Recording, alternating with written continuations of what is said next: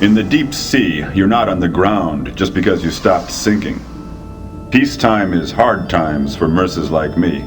I used to be grateful for every job, no matter how boring or senseless it was. It's part of my routine to provide protection for supply boats and transports. It was my job to guard a sulfur shipment heading from the Gulf of Bengal to the Argentine Basin. Now, sulfur isn't a particularly attractive prize for pirates or anarchists, so I got to wondering why a protective convoy was necessary, especially since there'd been few pirate attacks recently.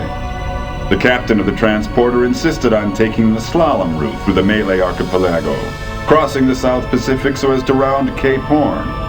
I thought maybe he wanted to give himself and the crew a little entertainment in the pleasure domes of the Malay archipelago. A few whores, some surface simulation, who knows? I had nothing against the idea. We passed south of the domes and headed straight for the South Pacific Basin.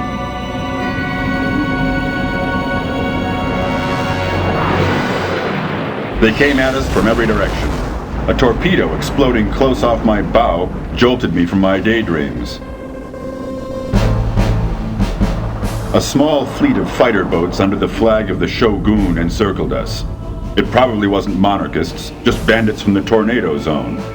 As a greeting, they sent us a flash shark, which penetrated the outer wall of the freighter and knocked out its electrical system. A hungry swarm of bull sharks was after me. It's no fun in a fix like that if you've only got a dilapidated boat with one firing tower.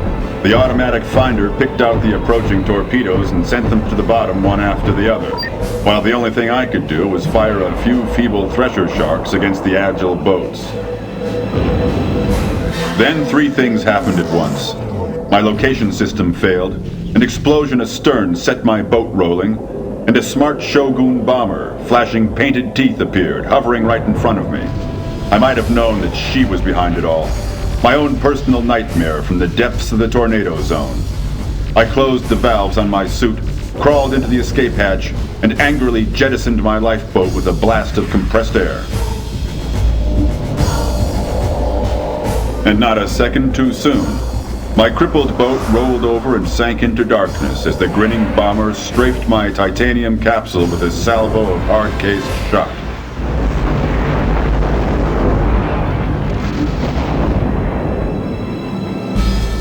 One glance at the freighter confirmed what I feared. Two enemy boats had docked on. The crew was being dealt with already. Before I passed out, I thought of my failure, and I wondered why the hell the anarchists needed sulfur so bad.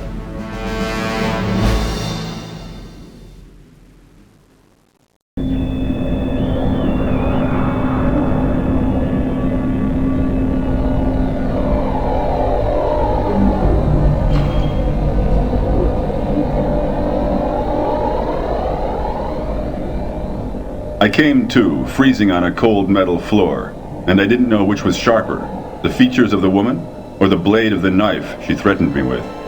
She was a Russo-Japanese named Hung Lung, which means Red Dragon. A long time ago, in a penal colony in the Sea of Okhotsk, I slept with her. But at that moment, feelings of nostalgia stayed deep. She was the enemy, always had been. I defeated her once in a fight at the edge of the Sandwich Trench and spared her life. She's like me, and our paths have crossed often, and she's always my enemy.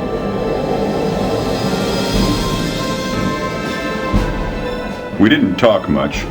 She said it would be child's play to slit my throat, but the world still needed me now that evil was reaching out of the depths. I don't know what she meant by that, but it was the first time I ever heard fear in her voice.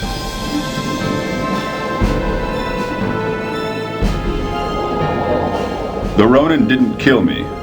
She did the same as I had done at the Sandwich Trench. She gave me a tank full of breathing gas and expelled me from a lock into the ocean.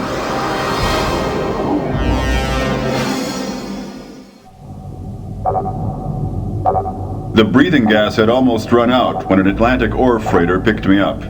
They brought me to the Argentine Basin, where an unpleasant meeting with my employer was waiting for me. That's where this whole damn business started.